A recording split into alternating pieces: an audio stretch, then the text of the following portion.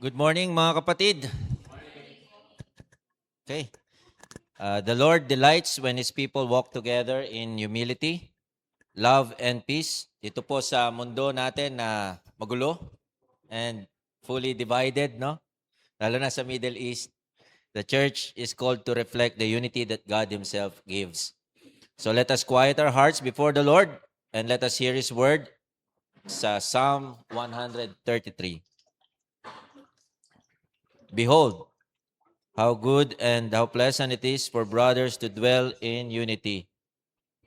It is like the precious oil on the head, running down on the beard of Aaron, running down on the collar of his robes. It is like the dew of Hermon, which falls on the mountains of Zion. For there the Lord has commanded the blessings, life forevermore. Mga kapatid, tayo pong lahat ay manalangin. Panginoon, our gracious and loving God, Ikaw ang aming sustainer, ang aming redeemer. And we come before you with reverence and with humility as we worship you, Lord, sa araw na to. We confess our sins before you at alam namin, Panginoon, na ang aming mga desires and motives, our words and actions, ang lahat ng iyon, Panginoon, ay nag-fall short sa aming pagkatawag bilang Kristiyano. We ask, Lord, that you forgive us sa mga kasalanan na aming nagagawa and in our failure, Lord, to love one another as you have commanded us. Panginoon, cleanse us and help us not to grieve your spirit. Tulungan mo kami, Panginoon, na magpatawad sa isa't isa kung papaano kaming pinatawad ng aming Panginoong Yesus sa amin pong mga kasalanan. Lord, inilalapit din namin sa iyo ang aming mga pangangailangan at kinikilala po namin, Panginoon, na wala po kaming magagawa ng hiwalay kami sa iyo. Bigyan mo po kami, Panginoon, ng karunungan sa lahat po ng aming pagpapasya. Bigyan mo po kami, Panginoon, ng lakas upang magtiis, Panginoon, sa gitna po ng mga pagsubok ng mga pangyayari sa aming mga paligid. Panginoon, we also lift before you yung mga may sakit sa amin at may mga karamdaman. Naalala namin, Panginoon, si Kuya Leo.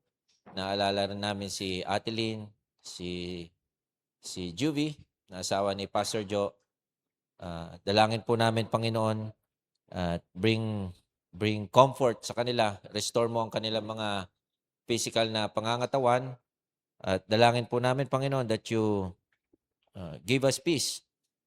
Lalo na po, Panginoon, yung mga panahon at pagkakataon that we are anxious and we are fearing. We ask, Lord, na ang iyong mapagpagaling na kamay ang patuloy na maging patotoo ng iyong habag sa aming buhay na masasaksiyan po ng mga taong nakapaligid sa amin. And we also, Lord, pray kay Kuya Jo na ngayon ay nasa mission field together with DocMed at kanyang mga kasama. May you protect them, Panginoon. At yun pong task na binigay mo sa kanila, ma-fulfill sa tulong at biyaya, Panginoon, ng iyong banal na spirito na patuloy na gumagabay sa kanila. And we pray that many souls, Lord, ang makakilala sa iyo, makarinig ng iyong salita. May you grant them faith to believe in Christ kung paano pong kami ay nagsipagsampalataya sa iyo because you have given us clarity, Panginoon, sa iyong salita. You have caused us to believe in Christ sa pamamagitan po ng pakikinig ng iyong salita at sa iyong Holy Spirit na siyang nagtuturo sa amin. Panginoon, nagpapasalamat po kami sa kaligtasan na binigay mo sa amin. Kami po dito sa aming iglesia. Dalangin po namin, Panginoon, na patuloy mo pong bigyan kami ng pagnanasa to obey your word, to read your word, to study your word, to defend your word. Tulungan mo kami, Panginoon, to share the gospel, lalo na po sa mga relatives and friends na nakapaligid sa amin. Ikaw ang patuloy na makita sa aming buhay, Panginoon, sa araw-araw. Lord, inaalala rin po namin sa iyo ang mga bansang who are in conflict right now, sa Middle East in particular. Lord, naalala namin ang mga kapatid namin sa pananampalataya na nasa gitna po ng mga kaguluhang iyon. Dalangin po namin na ikaw ang patuloy na magpatatag sa kanila. Lord, tulungan mo sila na maging liwanag sila, maging lakas sila ng kalooban ng mga kasama nila doon sa kaguluhan, ang gospel mo, Lord. We pray that your word will propagate through them, magbigay ng pag-asa sa gitna ng kaguluhan. Proteksyonan mo, Panginoon, mga innocent lives na naiipit po sa conflict, mga kababayan po namin na naroroon. And bigyan mo rin, Panginoon, ng wisdom yung mga leaders who are now in conflict, na mag-decide sila, Panginoon, sa ikabubuti ng kanilang mga nasasakupan. Kahit na nangyayari ito, Panginoon, we still trust your word because sinasabi mo that these things will happen so that the end will come. We just ask, Lord, that you give us peace in times of turmoil. We ask, Lord, na mas lalo kaming maging masigasig sa amin pong pananampalataya at sa amin pong pag-share ng gospel as the end come near. Lord, bigyan mo rin po ng karunungan ng aming government sa kanya pong pamumuno sa mga epekto ng mga nangyayaring conflict sa Middle East. Alam namin, Panginoon, that our country will also suffer sa effect nito. And we ask that you give wisdom sa aming mga leaders as they lead this country. Ikaw po, Panginoon, ang patuloy na mag-expose sa mga leaders namin na mga evil rulers. We pray for their salvation. We pray, Lord, that they will come to the knowledge of truth. Mahabag ka po sa kanila, Panginoon. We pray na maging maayos pong leadership nila nang sa ganun makapamuhay kami ng may kapayapaan at may kapahingahan, Panginoon, sa aming mga kaisipan at kalooban. And Lord, we also lift up to you ang aming church, the leaders of this church, ang mga members ng iglesyang ito na iyong itinatag. We pray that you continuously unite us with your love. Ikaw ang patuloy na maluwalhati sa aming kalagitnaan as we gather together, as we study your word, as we pray for one another. Encourage us and strengthen us, Lord, lalo na po sa mga panahong ito na nalalapit na po ang iyong pagdating. Lord, the whole service we lift up to you and we give you praise because we have a God who answers our prayers. Salamat po, Panginoon. We trust you in all these things. At ito po ay dalangin namin sa pangalan po ng aming nag-iisang tagapagligtas na ang aming Panginoong Hesus. Amen. Amen. So let us continue, mga kapatid, as we worship the Lord sa atin mong mga pag-aawitan.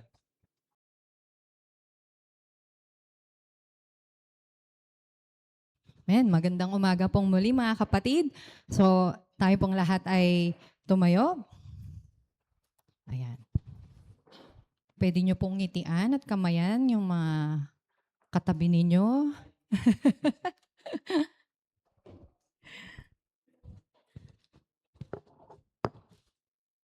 Amen.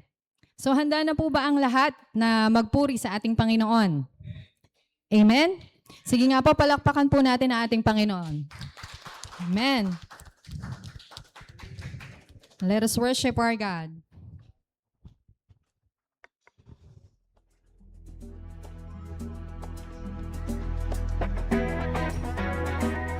Amen. Ipalakpak po natin ang ating mga kamay para sa ating Panginoon.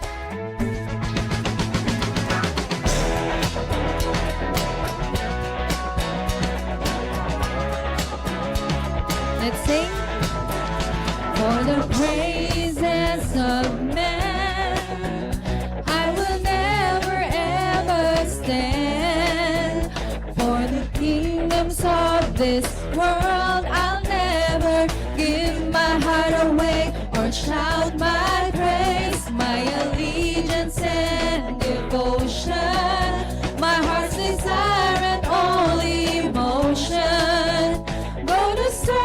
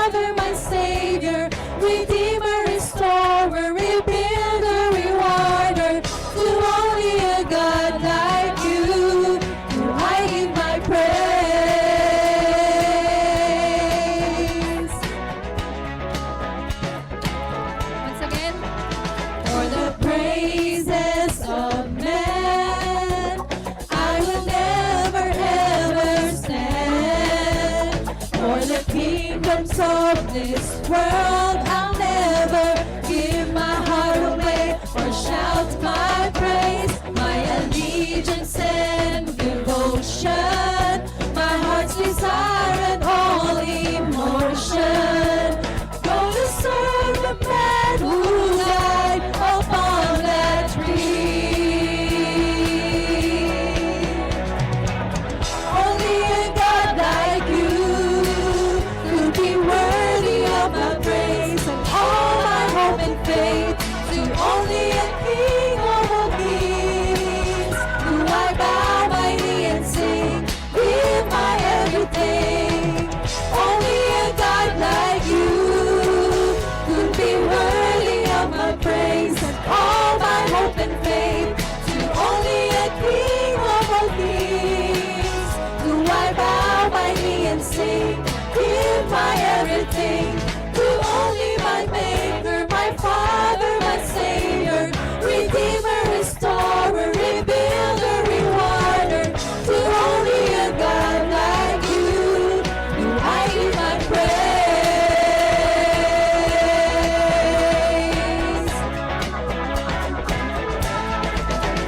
Give my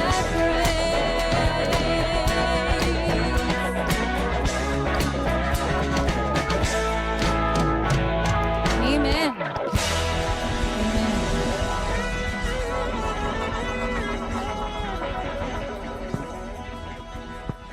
Amen.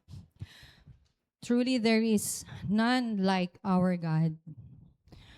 Holy, gracious, and worthy of all our praises. And as we continue, let us humbly ask the Lord to open our hearts and help us see Christ more clearly as we listen to His word and by His grace alone.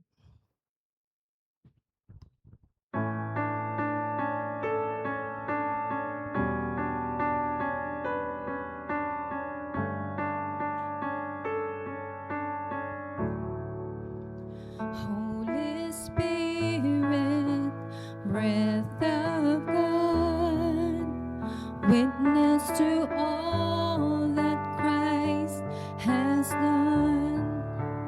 Great revealer, radiant light, one with the Father and the Son. Open our eyes, help us see Christ. May we behold His majesty. Open our eyes, Spirit, we cry. Show us the glory of our King. Help us see Christ.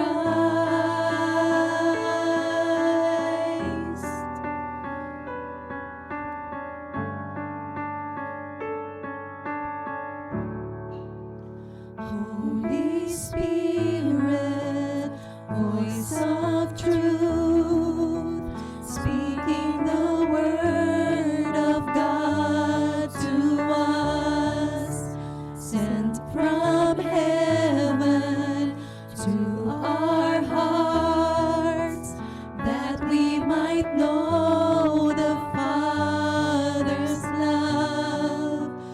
Open our eyes, help us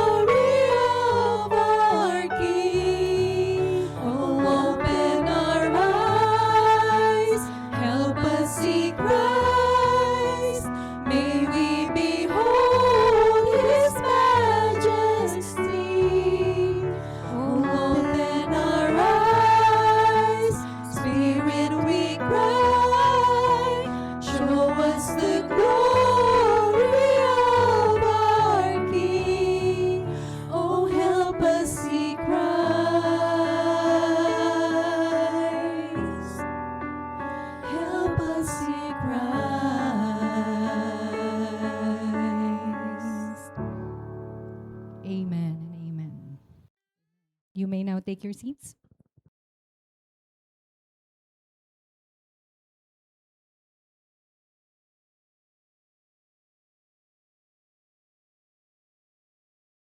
Morning. Malakas ba? Morning. All right. So before we begin in our sermon today, let me greet you once again. Good morning. All right, and it's a joy again to be here. So let us all stand and let's greet one another. Yan. Magkamustahan po kayo. Yan. Welcome again to our worship service today.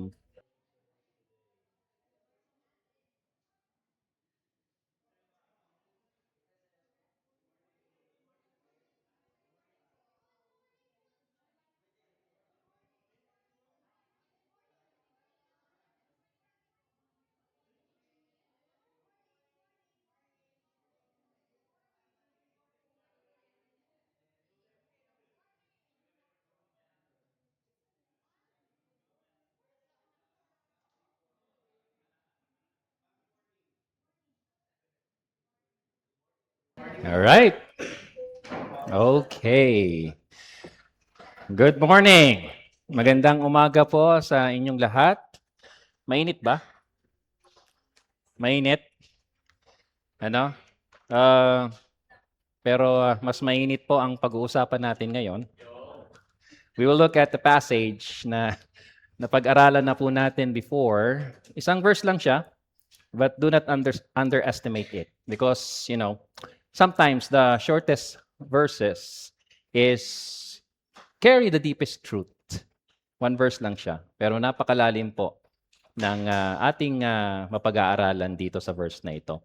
Let me begin by asking, sino pang nanonood ng balita sa inyo? Yan, no? I'm sure if you remember, if you're all watching news, and you also notice the ugly spectacle of the reef, yung palitan na manghang na salita ni President Marcos at ni Vice President Inday Sara Duterte. Of course, they are fighting for their own political agenda, and the opposition enjoying its ugly spectacle. This is the time for them to rise and fight. Dahil po sa kahirapan dito sa Pilipinas, dapat sila ay lalong magbuklod-buklod at magsama-sama. Magkakampi sila noon. Alam niyo po ba yon? Magkakampi sila ngayon, magkakaaway na sila ngayon. No? Now, an uglier spectacle would be if the Church of Christ would be divided and have no peace within.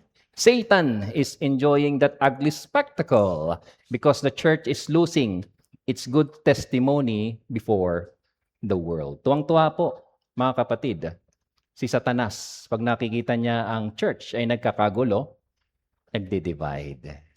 Open your Bible with me to 1 Peter chapter 3 and verse 8. And we know the background of this letter. The church is located in an unfriendly environment. The believers in Asia Minor are persecuted for their faith.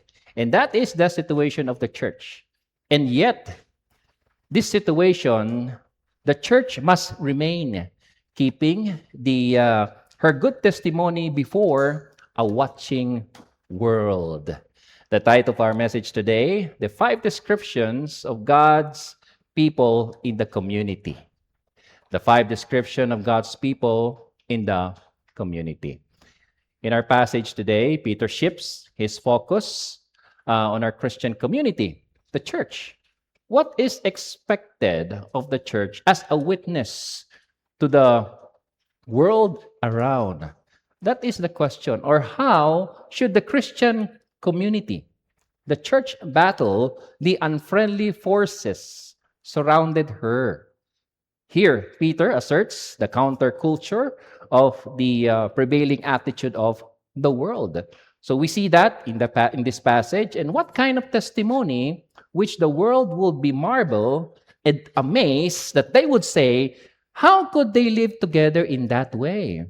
Or in this way? What makes the church, the people of God, differ from the people of the world? What do they hold together to be this kind of people?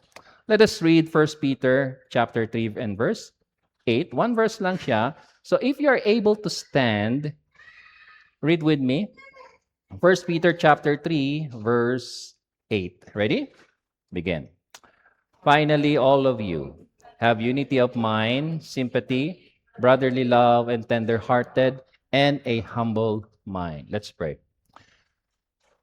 Lord, we ask for your help as we go through this verse before us. Give us illumination from the Spirit that we may truly understand and apply your word to us. O Lord, we commit this time of our study together. Bless us, O Lord, in Jesus' name. Amen.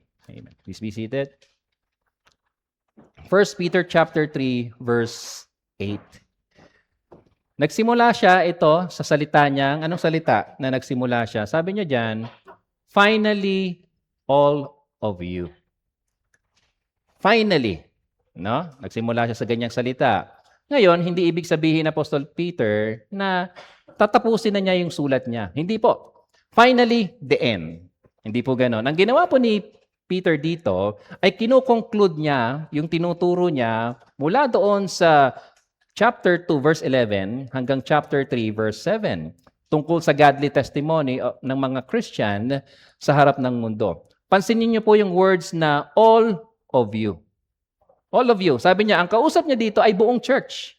Bilang isang body, isang community of believers, community of faith, hindi lang ito sa mga specific groups, hindi lang ito sa mga husbands, hindi lang ito sa mga wives, hindi lang ito sa mga servants or leader, para ito sa lahat. Okay? Single man or married, bata ka man o matanda, mahirap ka man o mayaman, all of you. Sabi ni Apostle Peter, walang exempted. Lahat po ng mga members of the body of Christ, lahat ng mga kabilang sa community of faith, lahat ng kabilang sa family of God, kasama dito. So mga kapatid, para ito sa ating lahat sa church. So kaya makinig tayo ng mabuti sa exhortation po dito ni Apostle Peter. So kung kinukonsider mo na sarili mo ay member ng body of Christ, bahagi ng kanyang household, bahagi ng community of faith, kabilang sa family of God, then this exhortation is for you. So let us humble ourselves and receive the word of God. Now, mapapansin din po natin dito, nagsiship si Apostle Peter ng focus from specific groups. Ngayon, ang focus niya ay ang buong community. Ibig sabihin, collective witness ito. So kung ano ang ginagawa ng isa, maapektuhan ng iba. Nagets niyo po yan? Maapektuhan ng iba. The testimony of one affects the testimony of the whole church. At tandaan po natin, the world is watching us. Nagets niyo po ba yon? The world is watching us. Tinitignan ng mundo ang church. Sino ba ang church? Tayo. So tinitignan po tayo ng mundo. May differences po ba tayo sa mundo? It's the church really different from the world. Kaya ang simple ng message po natin dito is this. As the church, we must dare to be different. Okay? Ang tanong ko, alam po ba sa opisina ninyo, sa mga kaibigan ninyo, sa eskwelahan ninyo, na Kristiyano kayo? Parang bakit ganito si ano? Parang merong kakaiba sa kanya. Na-experience nyo na po ba yung ganon? Kailangan makita ho sa atin kung ano ba talaga tayo. Alright? Bilang regenerate community, bilang redeemed people, bilang iniligtas ng Panginoong Diyos, dapat makita kung sino ho talaga tayo kay Kristo. May dapat makita ang mundo na kaibahan sa atin.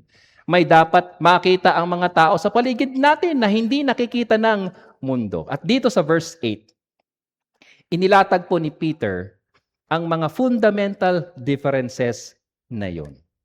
So, I challenge you, nasuriin po natin ang ating pong mga sarili kung ito ba ay nasa sa iyo. Itong 5 descriptions na ito. Ngayon, kung wala, magtaka ka. Baka hindi ka ligtas.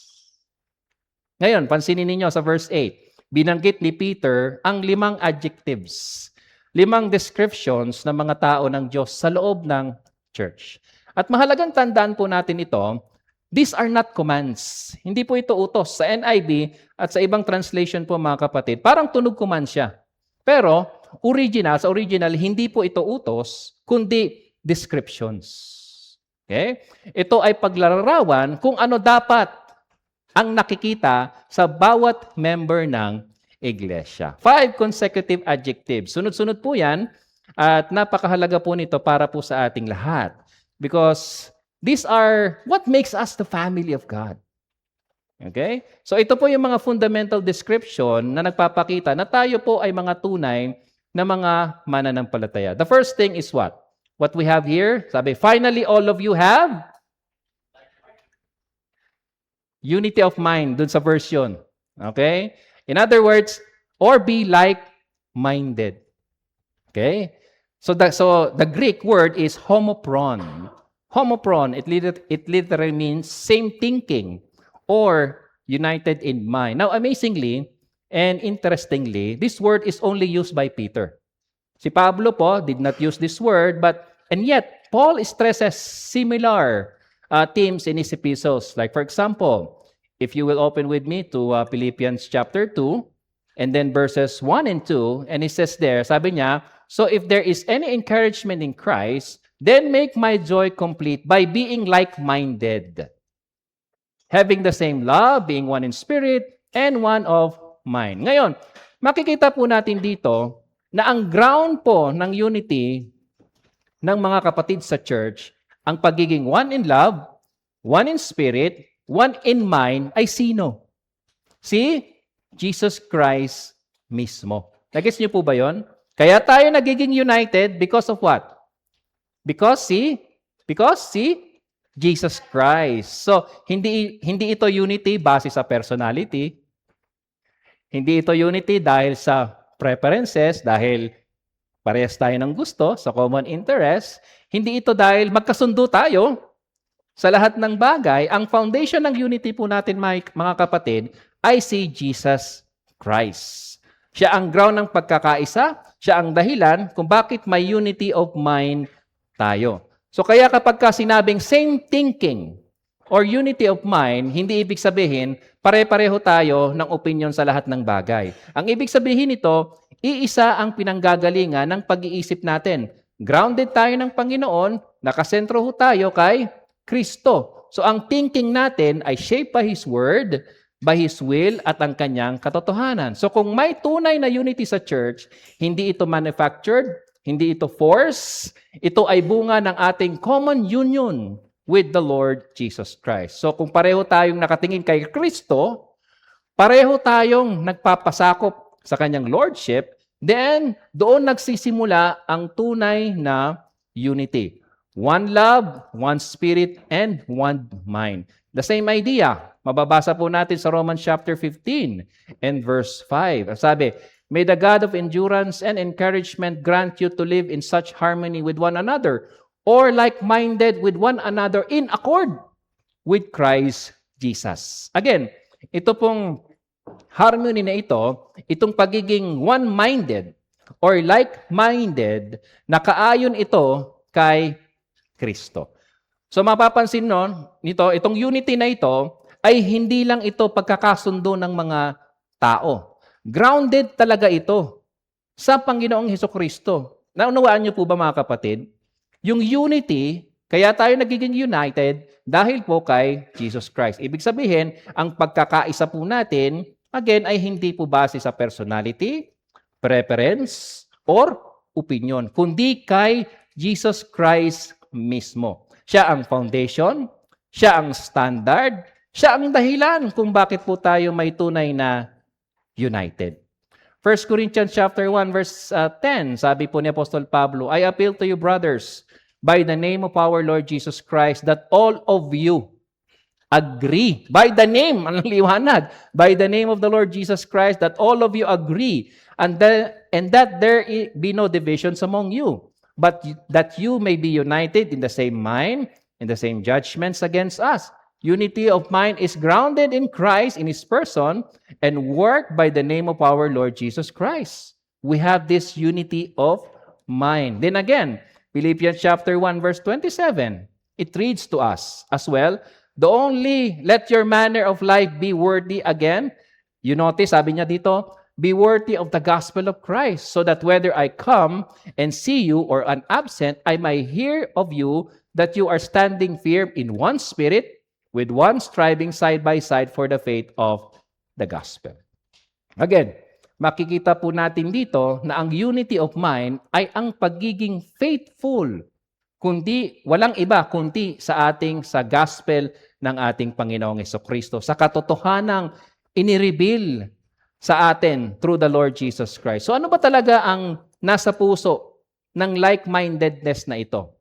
It is our commonality in Christ Jesus. So, meron akong Panginoong Hesukristo. Ang Panginoong Hesukristo ko ay parehos ng Kristo na meron kayo. So, kung iba yung Kristo ninyo, hindi tayo magkakasundo. Sino ba yung Kristo na pinaniniwalaan ninyo?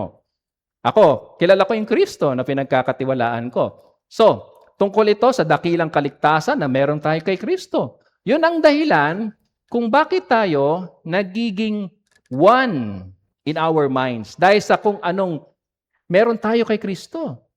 Alright? Kung sino tayo in Christ. At dahil kung anong meron tayo kay Kristo. Pare-pareho tayo ng common hope in Christ. Common pursuit of the holiness in the Lord Jesus Christ. Common goal. Diba? Common goal to glorify God through the Lord Jesus Christ. Common faithfulness to the truth of our Lord Jesus Christ. At yan po ang dahilan, nagkakaroon tayo ng tunay na unity of mind ang mga people of God. Hindi ito unity sa surface level lamang. Hindi ito base sa feelings. Ito ay unity na nakaugat sa gospel, sa truth, at shared life natin kay Kristo Jesus. Remember sa chapter 1 ng First Epistles, binanggit ni Peter ang great salvation na nireveal ng Panginoong Diyos sa atin. Diba? Sinabi niya doon, of this salvation, the prophets have inquired and searched carefully. So, ibig sabihin, itong kaligtasan na meron tayo ngayon, ito yung salvation na matagal nang hinanap at inusisa ng mga propeta. At ito ay common salvation sa lahat po ng mga believers. At yun mismo ang dahilan, mga kapatid, kung bakit ang mga members, ang mga body of Christ, members of the body of Christ, ay nagkakaroon ng like-mindedness, unity of mind dahil po kay Kristo. Nag-gets niyo po ba yun? Dahil kay Kristo. Pero linawin po natin, hindi ito artificial unity, hindi ito tulad ng United Nations na nagrarally behind powerful nations, hindi rin ito economical cry na parang love unites. Kahit iba-iba yung doktrina natin. Di ba ganon? Hindi ito unity ng political parties para lang makakuha ng power sa ibang bansa. Hindi ganyan ang unity na tinutukoy po dito. Ito ay unity ng people of God, grounded sa work ng ating Panginoong Jesucristo, grounded sa salvation, common salvation na meron tayo kay Kristo, grounded sa katotohanan ng salita ng Diyos, hindi doctrine ang nagdi-divide kung ito ay totoo. Alright? Ang false doctrine po ay talagang nagdi-divide. Nagke-create po yan ng division. Ang tunay na biblical unity ay hindi kino-compromise ang katotohanan. Ito ay pagkakaisa sa katotohanan. So again, ang unity of mind ng mga anak ng Diyos ay hindi gawa-gawa lang. Hindi ito political, hindi ito sentimental, ito ay spiritual, theological, at nakasentro kay Kristo at sa kanyang dakilang kaligtasan. Now, I like to clarify that the unity of mind doesn't mean that God's people have no differences at all. Okay? They have many differences. May pagkakaiba po tayo, mga kapatid. Rather, what we have in Christ is greater than our differences. That is what Peter is saying here. Ang sabi ni Peter, look, Alam ko, naiintindihan ko kayo, you have many differences, I understand that, but what we have in Christ is greater than our differences. Our differences should be resolved in the person and the work of our Lord Jesus Christ. We must look at the cross and gaze at our unity with the death and the resurrection of our Lord Jesus Christ. Whatever differences we have, we are united there.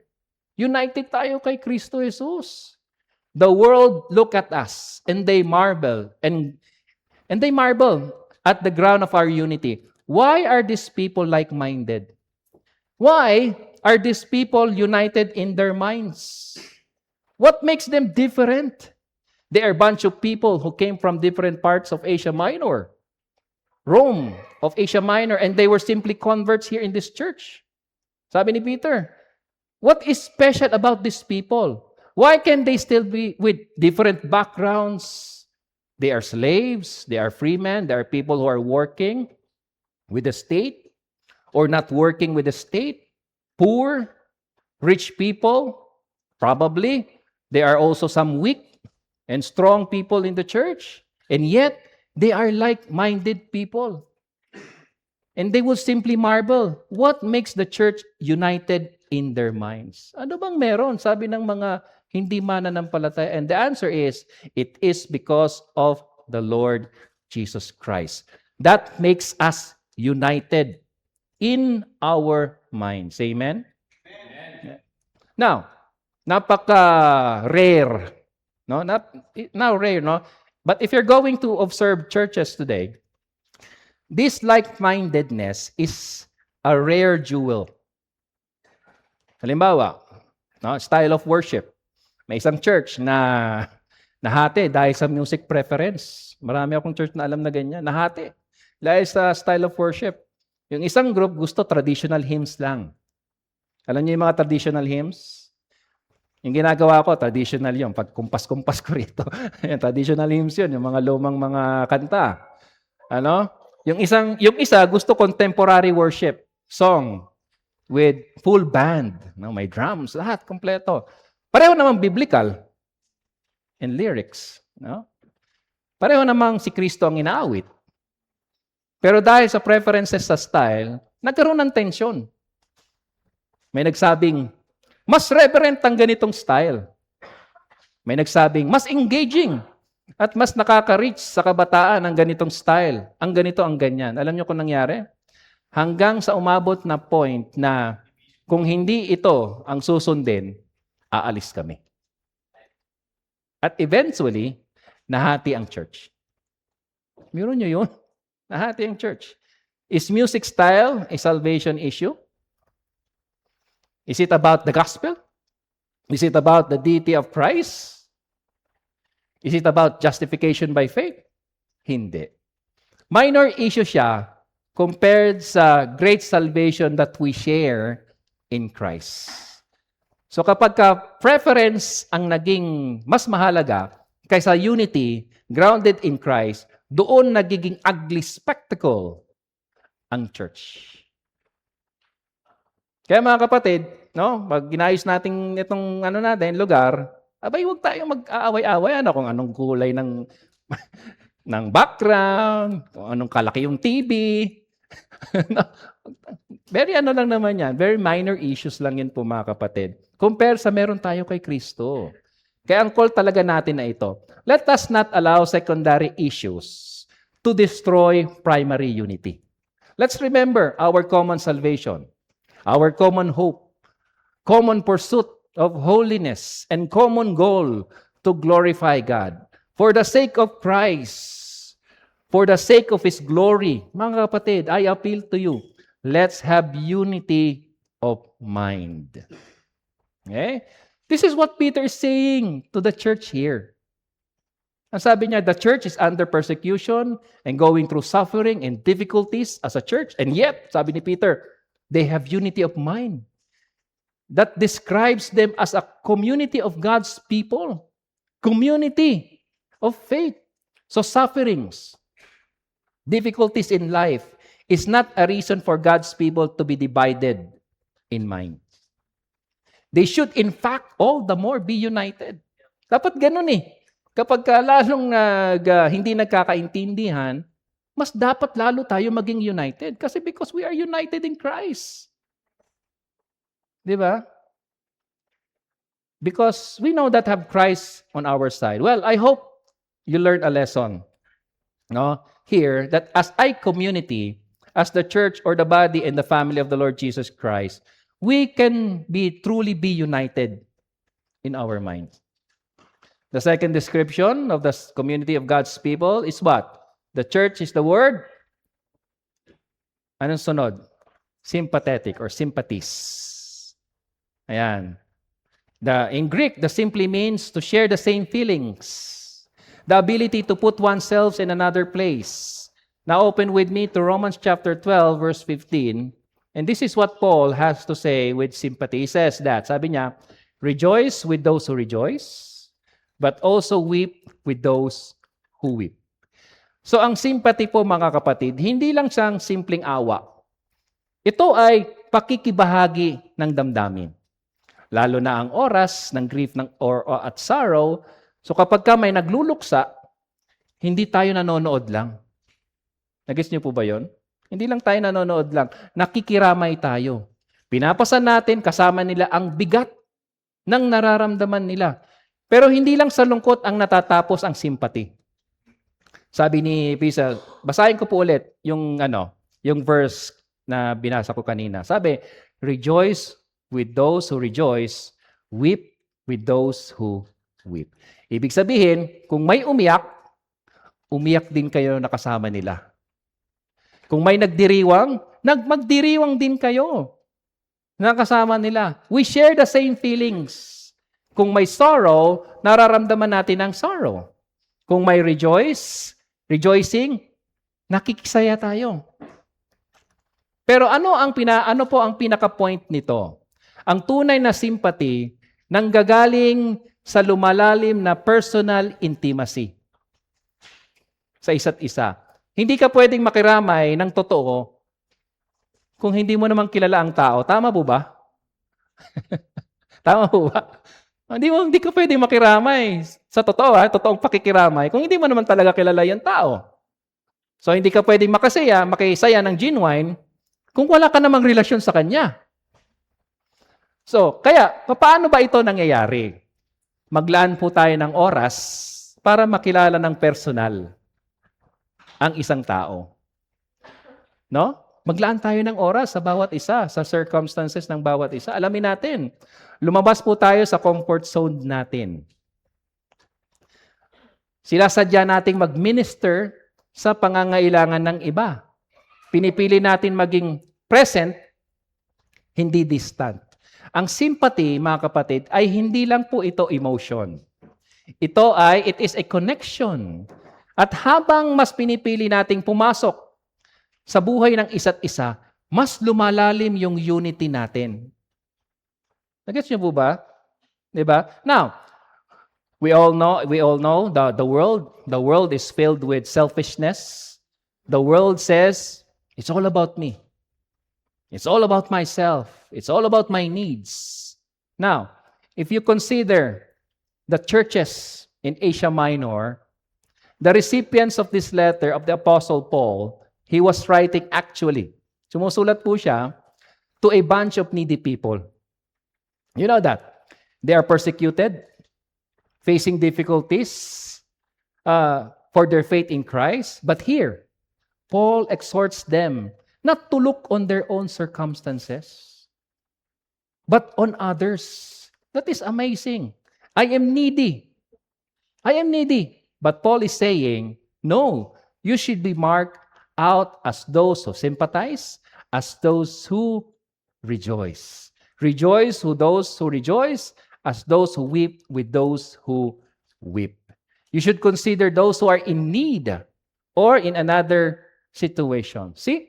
So, what we see here is that those who are in need are ministering to those who are in need. Okay? You get that? Those who are in need are ministering to those who are in need. Yung mga nangangailangan, siya rin ay mag-minister doon sa mga nangangailangan. Guess niyo po ba yon? So, hindi lang yung malalakas ang tumutulong sa mga mahihina. Minsan, yung mga may pinagdadaanan din, no? Sila pa yung ginagamit ng Panginoong Diyos para magpalakas sa iba ng may pinagdadaanan din. Those who are in need are ministering to those who are in need. Ibig sabihin, hindi requirements na perfect ka muna bago ka tumulong sa iba. Naisip mo ba? Pastor, hindi ako makakatulong sa iba kasi may sarili akong problema.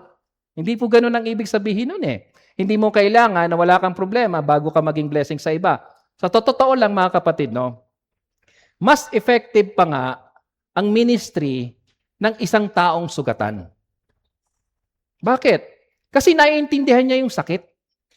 Naiintindihan niya yung sakit. Alam niya yung bigat, nararanasan niya yung pinagdadaanan ng isang tao. Kaya habang pare-pareho tayong may needs, mga kapatid, pare-pareho rin tayong pwedeng maging daluyan ng comfort sa isa't isa. Encouragement at grace sa isa't isa.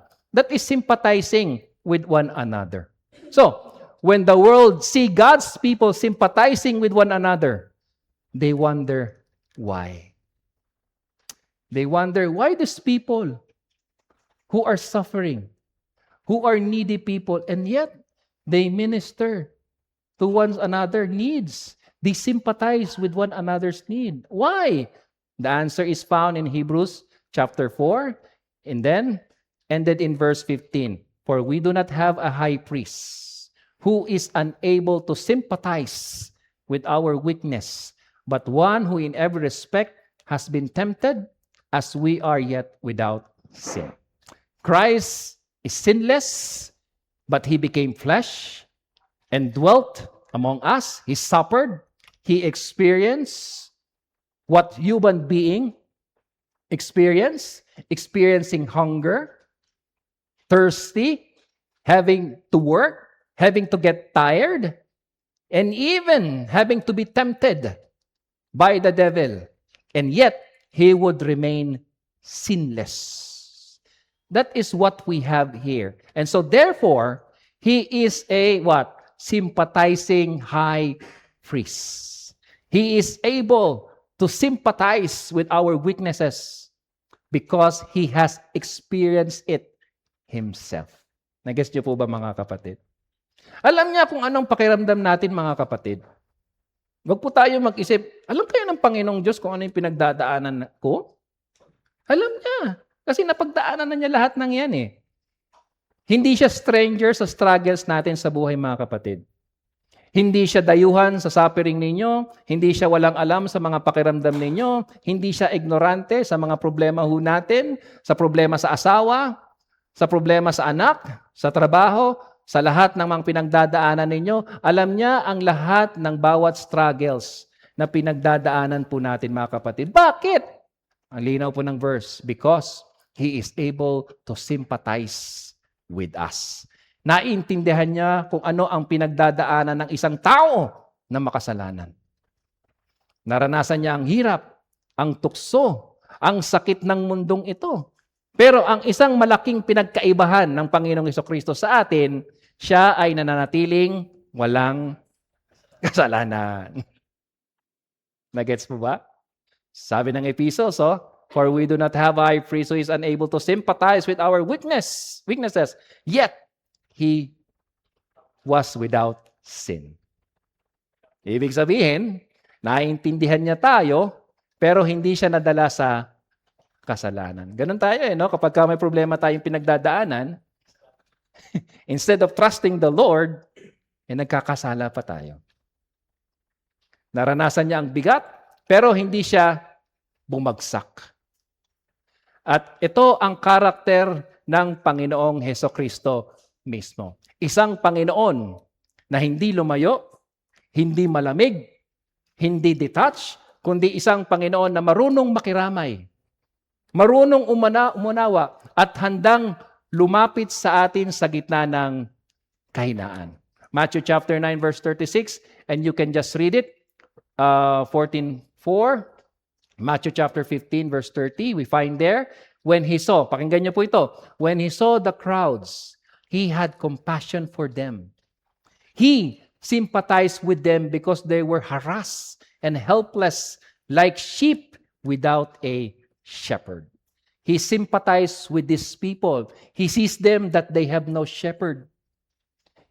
They don't know me, sabi ng Panginoong Jesucristo. They don't believe me. They reject me. Pero nakita ng Panginoong Jesucristo itong mga taong ito. They're going to eternal destruction. Naawa ang Panginoong Jesucristo sa kanila. He felt sympathy for these lost people, mga kapatid. The sinners who do not have salvation and the hope of eternal life with Him. Mga kapatid, ito lang po, no? Sympathy ay hindi lang siya feeling sorry sa iba. Ito ay pakikibahagi ng damdamin sa lungkot. Pero papaano natin ito may papakita ng totoo? Ang sagot ito, personal intimacy plus presence. Personal intimacy plus presence. Look at the cross. Kung minsan nakakalimutan po natin ang personal intimacy sa kapwa, ang gawin po natin, tignan natin ang ginawa ni Kristo sa cross. Out of sympathy, ibinigay niya yung kanyang sariling buhay para sa atin, para sa mga makasalanan. Siya mismo ang pumasok sa personal relationship sa atin. Kung si Kristo na perfect at sinless ay lumapit sa atin, tayo pa ba ay magtatago sa isa't isa? Don't isolate yourself from the church, mga kapatid. Huwag isiklude sa church o sa kapwa Kristiyano. Paano ka makakapagpakita ng sympathy sa kapwa Kristiyano mo kung wala ka? Kailangan nating spend time to know each other's circumstances. Yung katabi ba ninyo, alam ba ninyo kung ano yung pinagdadaanan nila? Hindi yung anak ninyo. Alam ba buwan ninyo, ha? Ha? Sa sakit, sa problema, sa trabaho, sa pamilya. Presence matter. Kung wala ka, hindi makikita ng mundo ang tunay na pakikibahagi mo. Di ba? Personal intimacy is actionable. Actionable. Hindi lang ito feeling, kundi actionable. Alamin ang struggle ng bawat isa. Tanungin, makinig, kamustahin. Diba? Kumustahin. Tumulong sa practical ways. Kung isang member lang ay hindi nakakaalam ng struggles ng iba, hindi ito magandang testimony ng mundo. Ay, may sakit pala si ganito, hindi ko alam. Alam mo ba na may sakit sa ganito? Alam mo ba na hanggang dito na lang siya? Ay, hindi ko alam. Di ba? Hindi magandang testimony yun sa mundo. Ang tunay na sympathy ay nakikita at nararamdaman. Personal intimacy plus presence plus action equals to genuine sympathy. Kung nakikita ng mundo, nakikiramay tayo sa isa't isa, nakikita nila ang reflection ng karakter ng Panginoong Hesukristo sa atin. The world should see us as people who are sympathizing with one another because they have the Lord Jesus Christ who is able to sympathize with them. And I hope, mga kapatid, we begin to go out in our comfort zones. Huwag ninyong isiklude yung sarili ninyo. Huwag ninyong i-detach ang sarili ninyo. Go out of that shell. Do not isolate yourselves from others. Let's open up, brethren. Huwag kayong mahiya na magsabi kayo ng problema sa bawat isa. Let's give time to, some time to talk, to have fellowship, to share one's another burden. Kaya nga, ang ganda ng ginawa di ba? Ginagawa natin. After the service, we have what? Lunch fellowship. Pero sana pakiusap ko sa inyo, maghiwa-hiwalay naman kayo, no? Huwag naman yung palaging kasama ninyo. Yung minsan, yung dito, lumipat sa kabila. Ang isa naman, sa kabilang side. Yung ganon. No? Huwag lang yung pamilya lang kayo, kami lang dito. Dapat magano tayo. Mamaya, titignan ko yan, ha? Okay. So, one has a heartache. We all share the tears and rejoice in his victory, in his family. So dear, from door to orphanage. Sabi nga mga kapatid, Meron po akong isang favorite na kanta. Mamaya, kakantahin ko to mamaya. Ano? Again, no? We are God's people. All right? We're God's people. And we are expected to be God's people, sympathizing with one another. And then thirdly, we have description of, ano sabi? Brotherly love. Pero in another translation, it said this, mutually loving one another. Okay? In Greek, paradelpos. Paradelpos. It literally means loving one sister or brother. It is the love for fellow redeemed in Christ. Love to every member of the spiritual family of God. And, you know, familiar po ba kayo sa hymn na ito? When I got saved po, no? Ito ay one of my favorite love song, Christian songs that I love singing. Now, when I became a Christian, alam niyo po ba yung the family of God? It goes like this. And you know what it says? Sabi po ng kantang ito, I'm so glad I'm a part of the family of God. I've been washed in the fountain, cleansed by His blood. Are you familiar with that? No. Sabi, sige. I'm a part of the family of God. I've been washed in the fountain, cleansed by His blood. Join ears with Jesus as we travel this side, where I am marked. Hindi nyo alam? Of the family of God. You will notice we say, brother and sister. Yeah? Here it is because we are family. Ito, mag-family tayo mga kapatid. And this is so dear to me. Okay? One has a heartache.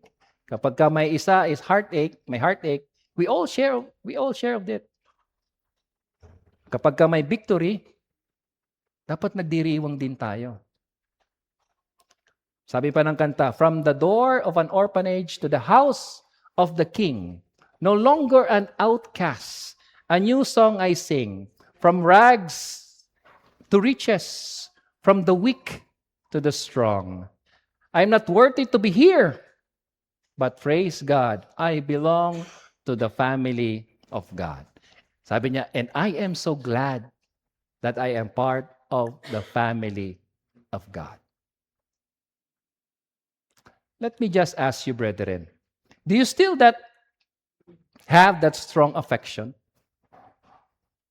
that you belong to the family of God? Ito, family tayo dito, mga kapatid. Do you still have that affection that we belong to the family of God? Can you still sing that in your heart? I am so glad I am part of the family of God. Or have you drifted away from the love to the family of God? I hope it's not your case, my brother and my sister. Peter already tackled this, loving one another, in chapter 1. And then verse 22, he says, sabi niya, that since you have purified your souls in obedience, obeying the truth, through the Spirit in sincere love of the brethren, love one another fervently with a pure heart. All right? Sabi dito, we should love one another. Yan ang makikita ho natin dito. So having believed in Christ, na-purify na po yung souls po natin. That refers to our conversion. At ang conversion na yan, dapat makita. Dapat nagre-reflect ng sincere love natin sa isa't isa. Nagets niyo po ba yun, mga kapatid? Dapat nagre-reflect for the brothers and sisters in Christ. Tanong, converted po ba talaga tayo? Tayo po ba talaga ay mga ligtas? Christian ka ba talaga? Kasi kung totoong converted ka, you are supposed to love your fellow believers in the Lord Jesus Christ. Dapat makita sa buhay mo na ang conversion mo ay nagre-resulta sa genuine, sincere love for the brethren. So kapag ka may mali ang isang tao, kapag ka mahal mo siya, anong dapat mong ginagawa? I-correct mo siya. I-correct mo siya. Itama mo siya. At tandaan po natin ito. kung ano po yung sinabi mismo ni Jesus, na ang pagmamahalan natin sa isa't isa, ito ay isang magiging patunay na tayo ay kanyang mga disipulo. John chapter 13, verse 33 to 35, "A new commandment I give to you, that you love one another just as I have loved you. You also are to love one another. By this, all people will know that you are my disciples, if you have loved one another."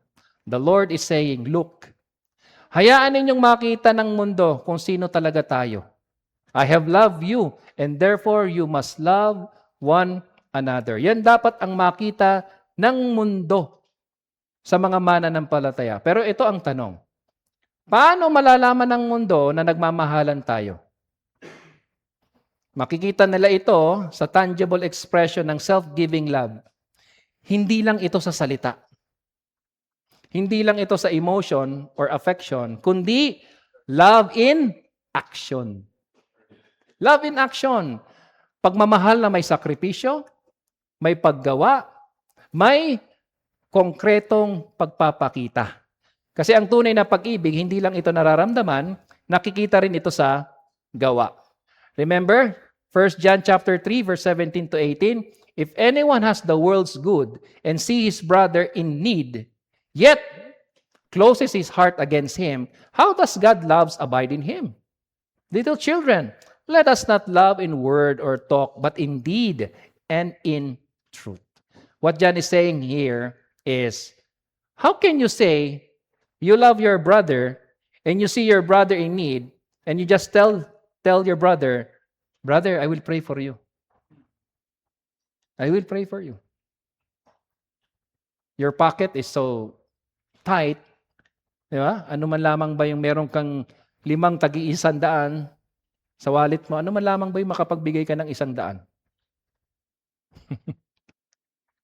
Di ba? You cannot even get something so that you can share to help that brother in need. And that's what John is saying. Love is love that is in action. It's not simply words. It's not simply, "Brother, sister, I love you." So, kayong mga husband, halimbawa, and wife, o pati na rin yung mga engaged. May mga engaged ba rito? No? Kayo ba engaged, no? O mag-boyfriend or girlfriend. Papayag ba kayo na lagi kayong sabihan ng "I love you", pero hindi pinapakita? Ha? Ako, hindi na, wag na. Di ba dapat, mga husband, kung hindi ninyo, minsan, di ba, we show to our love to our wife, magluluto ka, maglalaba ka minsan, maglilinis ka ng ano. That's how, minsan, di ba, the husbands show our love to our wife. Yung mga ganung bagay, no? I love you, pero pagkatapos nun, nakakalimutan na, walang effort, walang sacrifice, walang action. Ganyan bang klaseng life partner ang gusto mong makasama habang buhay?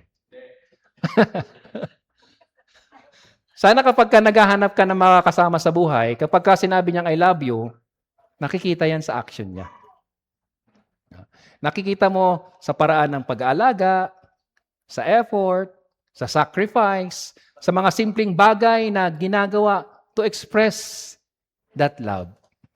Yun nga, sinabi ko nga katulad kanina sinabi ko, pagluluto, paglalaba, paglilinis, that is a simple expression of love. Kasi ang tunay na pag-ibig, hindi lang sinasabi, kundi ipinapakita. Ngayon, tandaan ho natin, ang sinulatan po dito ay ang mga taong may nangangailangan din. Need of love. Pero ang sinasabi ni Peter, dahil kabilang tayo sa community of God's people, you ought to love your brothers and sisters. Sa madaling salita, hindi ho tayo dapat mag-antay na mahalin muna tayo. Dapat tayo na mismo ang magmahal. Oo, lahat po tayo may mga pangangailangan ng pag-ibig, ng love, pero hindi tayo tinawag para maghintay lang. Tinawag tayo ng Panginoong Diyos para magmahal muna. May mga Kristiyano na ganito wala silang initiative, di ba? Nag-aantay lang sila na may magpakita ng love sa kanila. Pero hindi po yun tama, mga kapatid. Bilang mga anak ng Diyos, tayo dapat ay maunang magmahal. Love is not passive. Love takes action. Whether people are showing love to us, we must go out and love first. That is a very example of what John said in 1 John chapter 4 verse 19. We love because He first loved us. How do we learn that? Paano natin natutunan yan? It is because God's love you first, and because of that love, you know how to love your brothers in the Lord. And even John chapter 3 verse 16, by this we know love. Ano sabi po dyan? That He laid down His life for us, and we ought to lay down our lives for the brothers. Romans chapter 5 verse 8, but God showed His love for us in that while we were still sinners, Christ died for us. So Christ's love is ground of our love to love one another. So if you're struggling to show your love for your brother or sister, again, go to the cross. Go to the cross. Remind yourself what kind of love that God has given His only begotten Son to be the propitiation for my sins. He died because He loves us. Tingin ka lang sa cross. And for God so loved the world that He gave His only begotten Son, that whosoever believes in Him should not perish but have eternal life. Kung alam mo, mga kapatid, kung gaano ka kamahal ng Diyos, dapat i-share mo din yung love na yan, na naranasan mo, mga kapatid sa Panginoon. Tayo po ay may mga pangangailangan, tama po ba? May mga need po tayo. Lahat po tayo may kahinaan, may struggles, may pagkukulang, pero kahit ganon, tinawag po tayo ng Panginoon na magmahalan. Sabi ni Jesus sa Gospel John chapter 13, verse 34 to 35, love one another as I have loved you. Ulitin ko, by this everyone will know that you are my disciples if you love one another. Hindi sinasabi na malalaman ng mundo na disipulo ka, na disipulo tayo dahil perfect tayo. Hindi po ganon. Hindi dahil wala tayong problema, kundi dahil nagmamahalan tayo, malalaman ng mundo na disipulo tayo ni Kristo. Imaginein mo yun, no? A bunch of needy people, a bunch of imperfect, choosing to forgive, to understand, to serve, at mag-pray para sa isa't isa. Ibang klaseng testimony yun, mga kapatid. Ibang klaseng testimony yun. Kapag ka nakita ng mundo na kahit may differences tayo, may pagkakaiba tayo, may pagkukulang tayo, may flaws, pero may genuine love sa isa't isa, doon nila nakikita si Kristo sa atin. Kaya kung alam mo ang love ni Lord, hindi mo yan pwedeng i-keep sa sarili mo eh.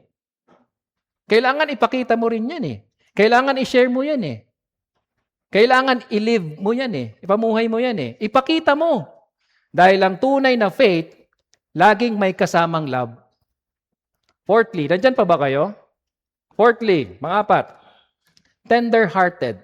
It is almost synonymous to the number 2, sympathetic. Iosplagnos. Greek word, iosplagnos. Denote feelings of sincere, great affection, or deep affection. Paul used that word in Ephesians chapter 4, verse 32, which the root of the word is internal organ. It means it is a kind of feeling that is so deep, that is coming from within the person. I'd like the analogy of the Apostle Paul that intimate a relationship with the pastor to his flock. But it's something for us to learn. Ang sabi po niya sa 1 Thessalonians chapter 2 verse 7, it says, "But we were gentle among you, like a nursing mother taking care of her own children." That is a tender heart of a mother. At dapat ganun din ang puso ng bawat believers. Dapat meron po tayong ganong klaseng malambot at mahabaging puso. Parang, sabi ng verse, parang isang nursing mother na nag-aalaga ng iba. Yun. No? Napakalalim ng affection na yan. Napakalalim. Sa gitna ng trials at suffering, alam niyo po ba mga kapatid, minsan, no? Kapag ka may problema ho tayo, napakadali po natin maging self-centered. Sarili lamang po natin ang ating iniisip. Kung paano mo harapin ang sarili mong struggles, kung paano mo susolusyonan yung problema mo, kung paano mo gagamitin ang sarili mong sugat, kung paano ka makaka-survive sa pinagdadaanan mo. Pero kapag ka Kristiyano ka, at totoong mananampalataya ka, hindi po dapat ganun eh. Kahit ano ang pinagdadaanan ninyo or natin, dapat may tender heart pa rin tayo sa mga taong nasasaktan. Sa mga taong nahihirapan. Hindi lang sarili ang iniintindi, kundi pati ang iba. Ito ang klaseng ethics ng isang mananampalataya. Ang nagdurusa ay tumutulong sa kapwa nagdurusa. Sa kabila ng sariling sakit, may malasakit pa rin. Sa gitna ng sariling luha, may pag-aaruga pa rin. Dahil ang puso na hinuhubog ng Diyos ay pusong marunong magmahal kahit masakit. You get that? At naipapakita ito by taking interest sa iba at pag-aaral na maging sensitive sa kanilang needs. Dapat matutunan natin yun mga kapatid. Dapat maging sensitive tayo sa pangangailangan ng iba, sa kanilang feelings at emotions. Yung tipo bang gusto mong bumisita sa mga kapatid na nahihirapan. 'Di ba? You make an effort to connect with others in the church. You get that? Walang lugar sa isang Kristiyano bilang miyembro ng katawan ni Kristo, bahagi ng pamilya ng Diyos, na ihiwalay niya ang sarili niya sa fellowship sa church. Kaya examine yourself. Gaano ka na ba katagal na member ng church? At paano mo naipapakita ang tender heart na yan sa iba? O baka naman unconcerned ka. Masyado ka ng komportable sa sarili mo at ayaw mong umalis doon sa comfort zone sa buhay mo at wala kang ginagawa. Oo, pumupunta ka dito sa church, you attend the service, pagkatapos ng service, uwi agad. Uwi agad. Next week, I see you next week. Next month. Hindi ka nakikipag-usap. Hindi ka nangangamusta. Hindi mo man lang nasabi, kumusta ka kapatid? Kumusta ka kapatid? That should not be the case. Ang believers sa community ng mga anak ng Diyos ay dapat tender heart sa isa't isa. At kung nahihirapan ka ulit, maging tender hearted, look at the cross. Tingin ka lang sa cross. Tignan mo ang Diyos.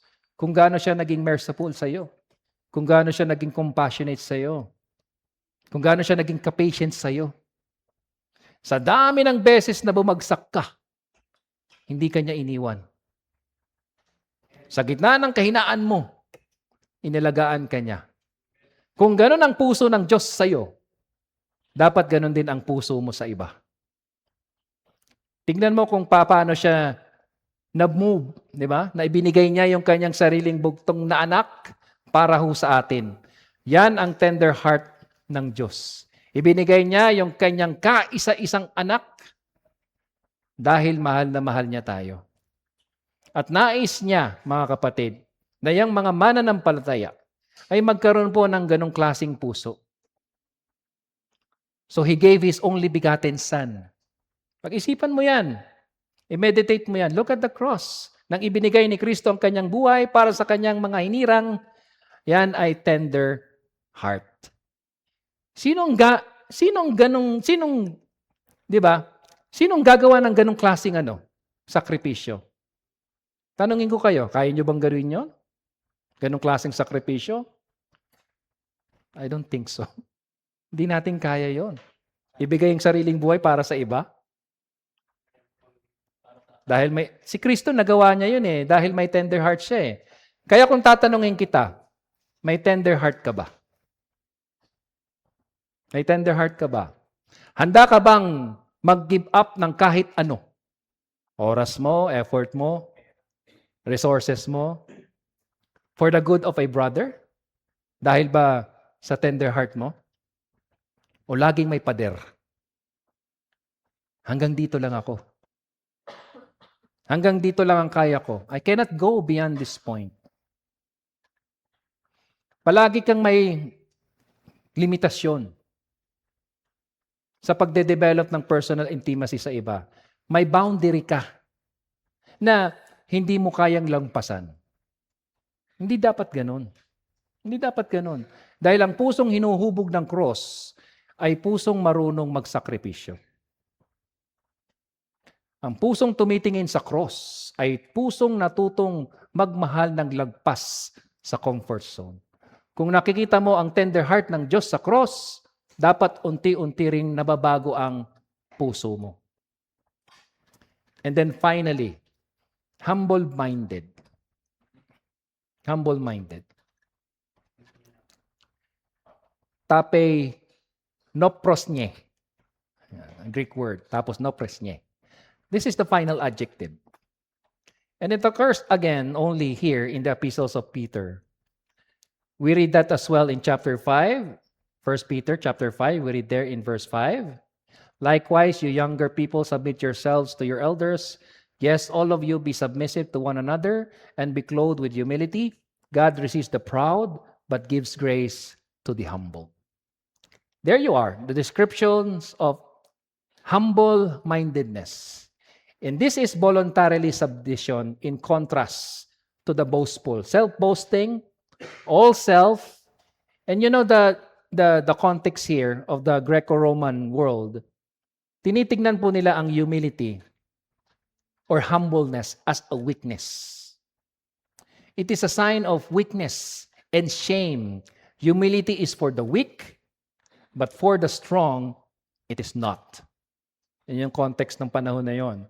But what did Paul say in 2 Corinthians chapter 12 when he said that? He said to me, my grace is sufficient for you, for my power is made perfect in weakness. Therefore, I will boast all the more gladly about my weaknesses, so that the power of Christ may rest upon me. So what Paul is saying here, there is weakness, pero ang humility, hindi ibig sabihin, talunan ka o mahina ka. Ang humility po mga kapatid ay ang pagpapakita na ang sufficiency mo ay nasa Panginoong Jesucristo lamang. Siya ang strength natin, siya ang energy natin, kaya tayo nagpapatuloy sa buhay, kaya tayo nakakatayo, kaya tayo lumalaban, kaya tayo nagpapatuloy, because we know that we have the power of the Lord Jesus Christ. Ano sabi ng Biblia? I can do all things through Him who strengthens me. Yan ang power. Yan ang tunay na lakas. Sa Greco-Roman world, ang humility, ang pagiging humble, ay tingin nila weakness. Tingin po nila ay kahinaan. Parang kahiyahiya po yung ganong karakter. Parang mababa ka. Parang walang dignidad. Pero kapag ka-Christian ka, baliktad dapat. Ang humility ay strength. Dito natin matatagpuan ang tunay na power kapag tayo ay nasa Diyos lamang. Kapag kainamin mong hindi mo kaya, Panginoon, hindi ko kaya. Doon kumikilos ang Diyos. Kapag umaasa tayo sa Diyos lamang, kapag tinanggap mong mahina ka, doon niya ipapakita, mga kapatid, ang kanyang lakas. Kaya ang Christian na humble ay hindi mahina. Siya ang tunay na malakas dahil ang lakas niya ay hindi galing sa kanyang sarili. Kung hindi kanino, galing sa Panginoong Diyos. And it is because God opposes the proud and gives grace to the humble. Look at the example of Paul in Acts chapter 20, verse 19. He said in his work as an elder, he said, with all lowliness of mind, no, that's the character of Paul. With all lowliness of mind, humility He was not boastful. He was not arrogant. Sabi niya, but with all lowliness of mind in his exhortation, sabi niya in Ephesians chapter 4 and then verse 2, again we read here, with all lowliness and meekness. That's how to keep the unity in the church. With all lowliness and meekness. So humbleness is the opposite of pride. Or pride is the opposite of humility or humbleness. Pride means that it's all about my perspective. It's all about my own wish. It's all about my own feelings, my own preference, my own idea. It's about me. That's pride. It's about what I can do. But what is the example of the Lord Jesus Christ in John chapter 13? The Lord of glory stood down, get the basin. Nalala ninyo yung kwento na yon? Put the water and then the towel, and then he knelt down and washed his disciples' feet. And then in verse 15, sabi niya, he says, I have given you an example that you serve one another. Si Kristo po mga kapatid, ang nagbigay po sa atin ng example. Ang humility ay strength, ay para po sa mga mananampalataya. Dahil ang Panginoong Jesucristo mismo, ang siyang nagturo po sa atin ito. Humbleness, humility, servanthood. Yan po ang karakter na hinahanap ng Diyos sa mga tunay na mananampalataya. At kapag ka tinitingnan mo ang pinakamalalim na humiliation ng Panginoong Jesucristo, makikita mo diba? Sa kanyang kapakanakan pa lamang. Isipin mo yon, ang anak ng Diyos, naging tao, ang Diyos na walang hanggan, naging tao, naging katulad natin. That alone is already humiliation. Namuhay siya bilang tao, pero siya ay Diyos, siya ay tinulugsa, siya ay kinutya, siya ay pinahiya, siya ay pinintasan. Can you imagine doing that to the God of all the earth? Walang sino mang natural na nagpapakumbaba para mamatay para sa iba. Pero hindi lang doon natapos Dumating siya sa pinakamataas na humiliation. Ano po yun? Ang anak ng Diyos ay ibinitin sa pagitan ng langit at lupa. He humbled himself. Ang banal na anak ng Diyos, ang walang kasalanan, itinuring na parang pinakamakasalanan sa lahat. Dahil binuhat niya ang kasalanan ng kanyang sariling bayan. The sinless one became the greatest sinners of all. Kaya kapag binasa po natin ng Philippians chapter 2 verse 5, let this be mine in you, which was also in Christ Jesus. Diba? It makes sense. Dapat it makes sense sa atin. Kung ganon ang humility ni Kristo, ganon siya nagpakumbaba, paano pa tayo na makasalanan? Na hindi magpapakumbaba. Ang humility ay hindi kainahan. Ito po ay kaluwalhatian. Ito po ay tunay na lakas. Dahil ang nagpapakumbaba para sa Diyos ay itinataas ng Diyos sa tamang panahon. Nagets po ba natin mga kapatid? And sana po mga kapatid, ay maging challenge po ito sa bawat isa sa atin. Suriin po natin ang atin pong mga sarili. Kung ito pong mga descriptions of God's people ay nasa sa atin. These 5 descriptions may call graces which comes from our God. In order to grow in that graces, ano pong dapat nating gawin? We must abide in Christ.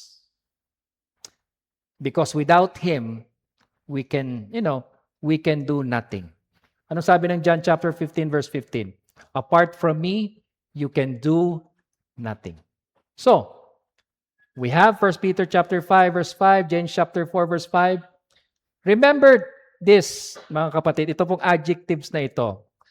No? Dapat mga kapatid, we grow. in these adjectives. Kumusta po kayo, mga kapatid? Ito po sa mga adjectives na ito. Are you growing? Are you growing to these descriptions or these greatest? Kapag ka hindi po, mga kapatid, we must abide in Christ. We must rely on the enabling grace of our Lord Jesus Christ. This is the true grace of God. It is by grace that we can live out these 5 description. Adjective together. Mga kapatid, no? We must take seriously our being part of the body of Christ. We must take seriously of our being member of the body of our Lord Jesus Christ. And the more you get closer to the Lord Jesus Christ, and the more you will get closer, the more you get closer to your brothers and sisters in the Lord. Nag-gets niyo po ba, mga kapatid? Kapag ka mas lalo kang lumalapit kay Kristo, mas lalong lumalapit ka sa kapatid mo sa pananampalataya. And so be determined. Commit to the body of Christ. Make your membership to the body a reality. I hope you do that. Hindi ka lang laging bahagi dito para maging palamuti, dagdag. Make your membership in the church, in the body, or in the house of Christ, a reality. Nagets niyo po ba, mga kapatid? You should be a member of the body of Christ. Kasi doon ka lalago. Doon ka lalago itong mga graces na ito. Live out these 5 descriptions. Remember, the Apostle Peter is not imposing what they ought to be, but rather exhorting them to live out what they are in Christ. Hindi ito mga bagay na pinipilit ni Pedro sa mga mananampalataya. Ito ay mga bagay na dapat lamang lumabas sa mga tunay na mananampalataya. Yun dapat ang lumalabas sa kanila. But because of the remaining sin, mga kapatid, it is very difficult to live itong pong mga 5 descriptions na ito. To really live out by the members of the body of Christ. Kapag ganun po, we must pray and pray and pray for the enabling grace of God to live out these 5 descriptions. Now, I appeal to you, like the Apostle Paul says, let's live out these 5 descriptions. Let's pray. Aming Ama, sa langit, papasalamat po kami sa inyo muli sa paalala mo sa amin sa pamamagitan ng tekstong ito na naglalarawan kung ano dapat ang mga tunay na mananampalataya sa loob ng inyong iglesia, sa iyong sariling community. Panginoon, humingi kami ng kapatawaran dahil habang tinitignan po namin ang aming pong mga sarili, nakikita namin na kami ay nagkukulang sa mga paglalarawang ito. Nakikita namin ang aming kasalanan. Nakikita namin ang aming kahinaan sa 5 paglalarawang ito. Minsan, Panginoon, hindi namin nakikita ang aming sarili na tunay kaming ganito. Kaya patawarin mo kami, Panginoon, sa hindi namin seryosong pagtingin sa aming pagiging bahagi ng iyong katawan, ng iglesia. Tulungan mo kami, O Diyos. Baguhin mo kami, Panginoon, ang aming pong mga puso. Turuan mo kaming maging tunay na humble, compassionate, loving, at tender-hearted sa isa't isa bilang iyong mga anak. At idinadalangin din po namin, Panginoon, ang mga taong hanggang ngayon ay nasa labas pa ng iyong katawan, nasa labas pa ng iyong pamilya. Kung sila man ay mga mananampalataya, ngunit hindi seryoso sa kanilang pakikipag-ugnayan sa iglesia, gawin mo silang seryoso, Panginoon, upang sila ay tunay na makabilang at makilala sa community na ito at maipakita ang mga katangiang ito sa kanilang buhay. At kung sila naman ay hindi mananampalataya, Panginoon, hanggang sa araw na ito, ipagkaloob mo sa kanila ang kaloob ng pagsisisi at pananampalataya upang sila ay maligtas at maging bahagi ng iyong katawan, bahagi ng iyong pamilya. Muli, Panginoon, maraming salamat po sa mga paalalang ito, sa mga katotohanan ito. Lahat ng ito ay aming idinadalangin sa pinakamahalagang pangalan ng aming Panginoong Jesucristo. Amen at amen.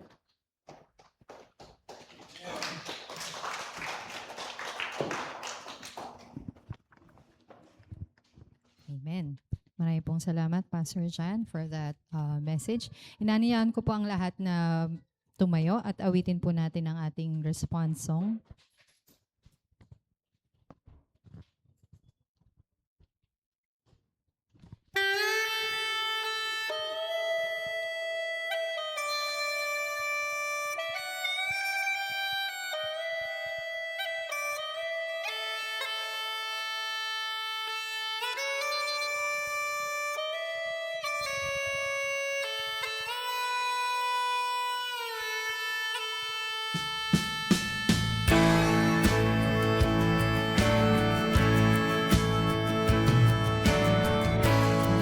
We see the hand of God in the light of creation's madness sun, in the lives of those who prove His faithfulness, who walk by faith and not by sight.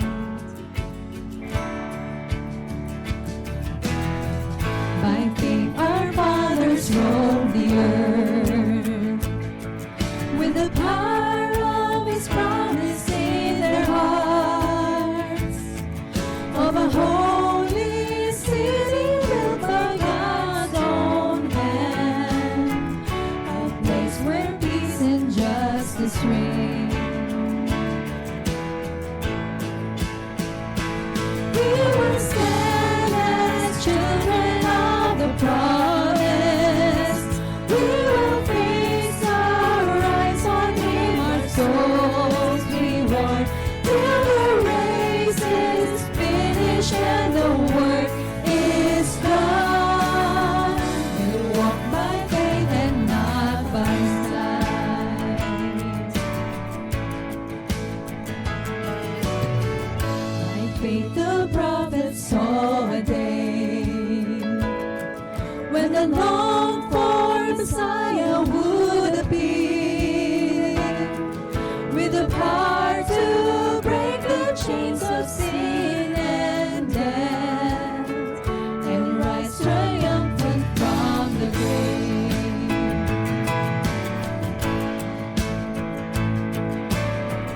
By faith the church was told to go in the power of the Spirit to the lost, to deliver captives and to preach good news in every corner of the earth. We will fix our eyes on Him, our souls reward, till the race is finished and the work is done. We'll walk by faith and not by sight.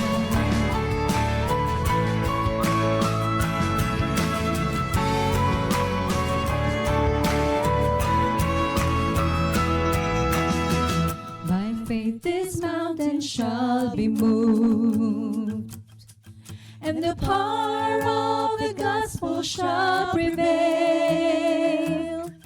For we know in Christ all things are possible, for all who call upon His name. We will stand as children of the promise.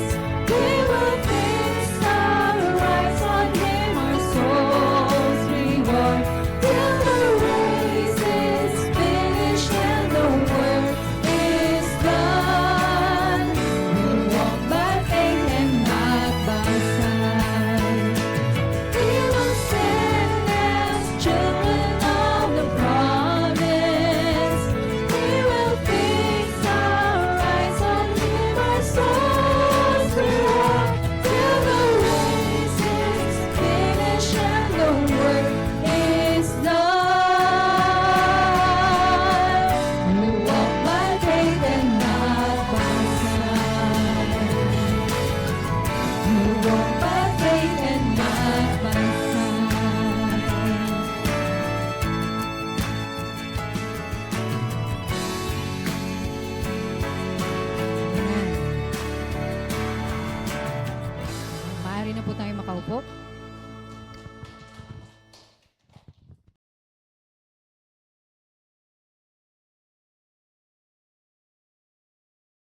So, yun.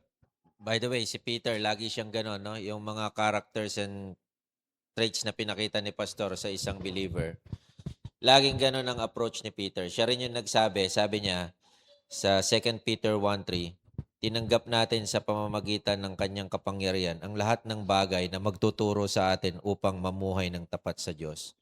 Ito'y dahil sa ating pagkilala kay Jesus na siyang tumawag sa atin. So, ganon na lang siya ka-bold na sabihin yung ganong klaseng character na dapat mag-manifest sa atin. Kasi, sabi niya, dahil believer ka na at tinanggap mo na yan lahat.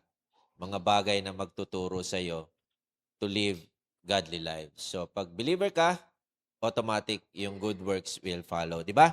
Sabi ni Jesus, walang good tree ang mamumunga ng bad fruit. So, sa mga believers na binago ng Panginoon, automatic yung good works. Although, it is a challenge every day, pero yung Holy Spirit na nasa atin ay tutulong sa atin para magampanan yon.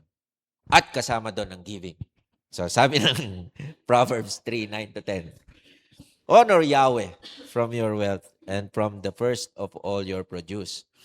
So your barns will be filled with plenty and your vats will burst with new wine. So yung ating offering, hindi lang siya ritual na dapat nating gawin, no? Hindi, kundi it is an act of worship. At nagbibigay tayo, no? Dahil ina-acknowledge natin na lahat ng meron tayo ay galing sa Panginoon. And as we give today, let us do so with grateful hearts, trusting na ang Panginoon ang magpro-provide sa ating mga pangangailangan at siyang patuloy na magsusustain sa atin. No? So let us pray. Lord, we thank you.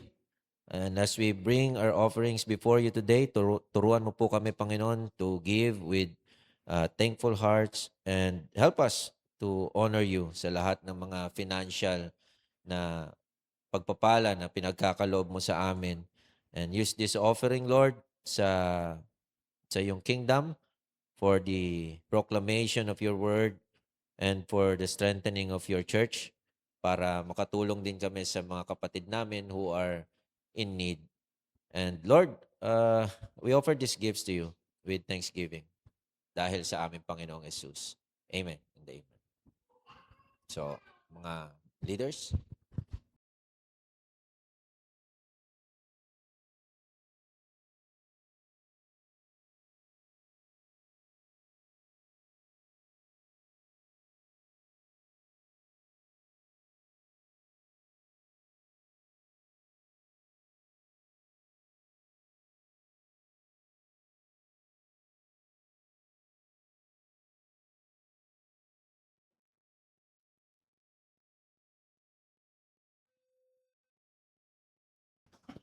Tayo tayong lahat.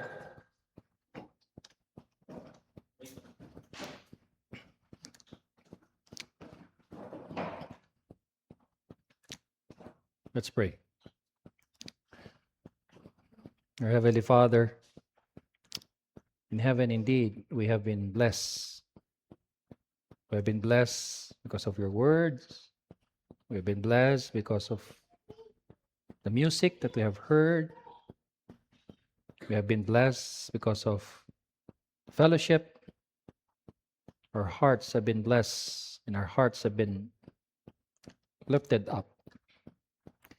And Father, now that we are blessed, we pray that we become a blessing as we move out of these four walls of the church. As we move out into the world, make us a blessing, God. Allow us to be able to teach others what we have learned. Tulungan niyo po, Panginoon, kami to tell people about Jesus Christ so that they too will have season of blessing. And now to him who is able to keep you from stumbling and make you stand in the presence of his glory, blameless with great joy, to the only God our Savior, through Jesus Christ our Lord, be glory, majesty, and dominion and authority before all time and now and forever. Amen and amen.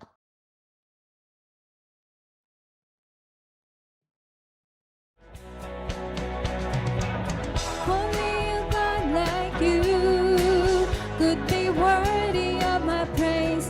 All my hope and faith to only a King of all kings. Do I bow my knee and sing, give my everything? Only a God like you could be worthy of my praise. All my hope and faith to only a King of all kings.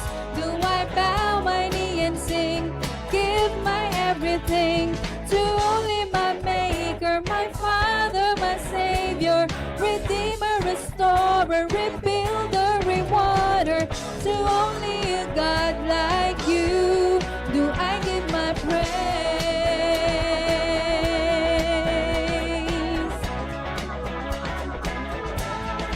I give my praise.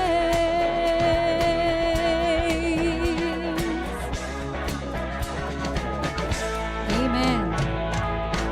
God bless everyone.